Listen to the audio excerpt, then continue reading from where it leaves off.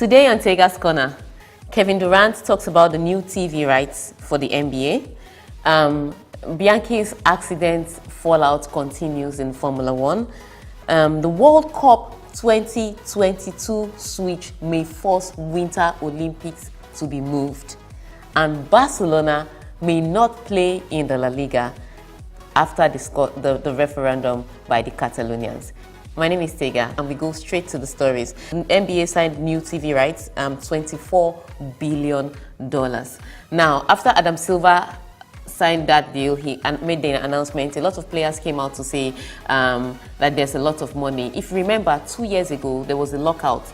And what it was that players wanted more of the TV rights money. They didn't seem to be getting it. Now, the owners that time were able to prove that, look, at the end of the day, they were making losses. And that's why they couldn't give the players as much money as they wanted. Now, this new collective bargain agreement was supposed to run to 2021, but either one of the parties, either the club owners or the team players, could opt out of that deal in 2017. And guess what? The players are going to do too. Because with this new TV rights, club owners stand to make about 70 million each, which is double what they used to make under the previous TV rights. Now, that also means that salary cap would raise and players can earn 33% more on their salaries. If you were the players, wouldn't you want to opt out of your agreement to push for more money? Now, Kevin Durant had to say that yes, it's a lot more money, and now the club owners cannot hide behind the fact that they are making losses, so that they would be able to keep hold up their end of the CBA.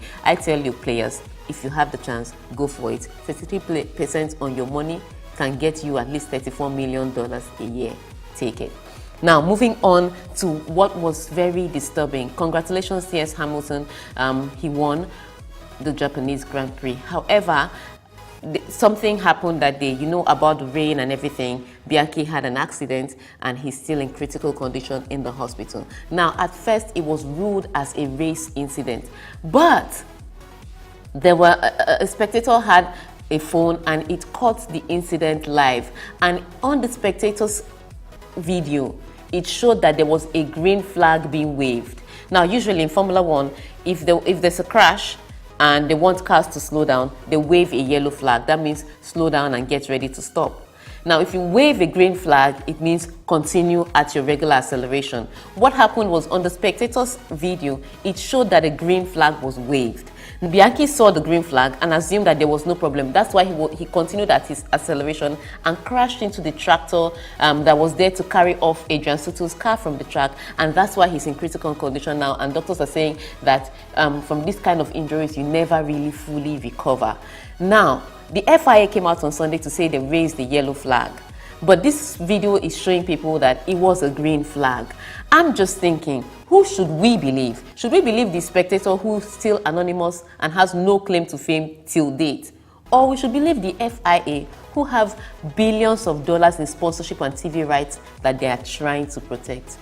You draw your own conclusions. On to people that also are telling us things that we are not really certain why they did it. It is the 2022 World Cup that's supposed to hold in Qatar. We can never get enough of this.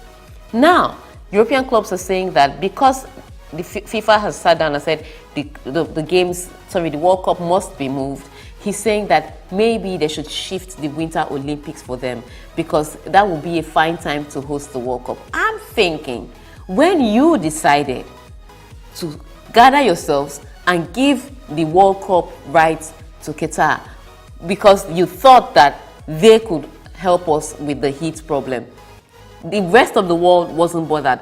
All of a sudden, you now want Winter Olympics to be moved for you because you think you are America, that whenever you sneeze, other people should catch a cold. Get your own act right. The rest of the sporting world is not going to do anything to help you. I know that the 2022 Winter Olympics have not been given to anybody to host for now, but I don't think you should transfer your problems. If Qatar cannot handle the World Cup when the World Cup should be handled, move it. Barcelona, this week, the president of the Spanish La Liga came out to say that because the Catalonians are trying to get their independence from Spain, that Barcelona and Espanyol may not be able to compete in the La Liga. And this is a simple reason.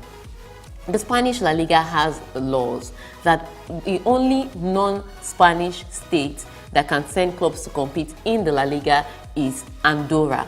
So if the Catalonians move, that means one of two things. They'll either have to shift the law for the Catalonians, or we'll have to be watching Barcelona in a 10-club league. It's already hard for us to watch the Spanish La Liga when either Real Madrid, Atletico Madrid, or Barcelona is not playing.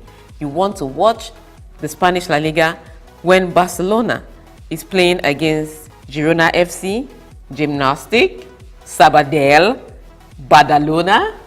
I'm not interested. And another person that is not interested is Antonio Conte. He has dropped Mario Balotelli. He said, look, I want people that can score for me. And Balotelli hasn't scored ever since he moved to Liverpool. And you know how Conte is. He takes people on meritocracy. So he's saying, regardless of how big your name is, if you cannot score goals as a striker, there's no point joining my team, because that would be like having a golden spoon when all I need is a knife, paper, foil, or plastic. And that's it for the rest of the news. The one-liners are up next. So, Arsene Wenger has met Mourinho 12 times in the league. He hasn't been able to defeat him, but I guess it was time to Royal Rumble.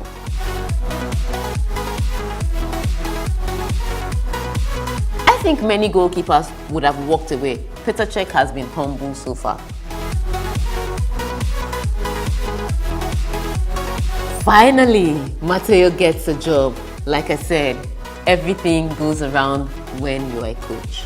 And that's it on Tega'S Corner. Please remember to subscribe to this channel, tweet at me at TegaSupreme, send your emails to tonojafe@gmail.com if you want to contact me. This is Tega'S Corner, and I am Tega.